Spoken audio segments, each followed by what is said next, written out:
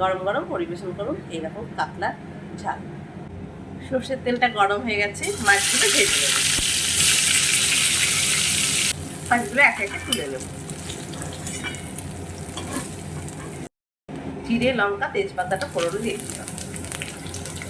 ফোড়নটা ভালো মতো ভাজা হয়ে গেছে, দিয়ে দিলাম পেঁয়াজ। জিরে, আদা, লঙ্কা আর কয়েকটা কাজু বাদাম দিয়ে আমি একটা মশলা তৈরি করে নেব। দিয়ে দিলাম একটা টমেটো। বেটে নেওয়া মশলাটা দিয়ে দিয়েছি, আর তার সঙ্গে দিয়েছি হলুদ আর কাশ্মীরি লঙ্কার গুঁড়ো। দিয়ে দিচ্ছি পরিমাণ মতো লবণ, সামান্য একটু চিনি। এবারে মশলাটা খুব ভালো মতো কষিয়ে নেব। মশলাটা দিয়ে খুব ভালো মতো তেল ছেড়ে গেছে। গরম করে রাখা জলটা দিয়ে দিচ্ছি।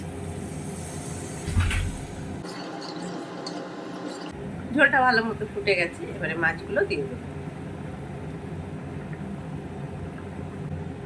আস্তে আস্তে ফুটিয়ে নেব। দিয়ে দিলাম একটু ধনেপাতা, কাঁচা লঙ্কা, সামান্য একটু গরম মশলার গুঁড়ো, ঘি।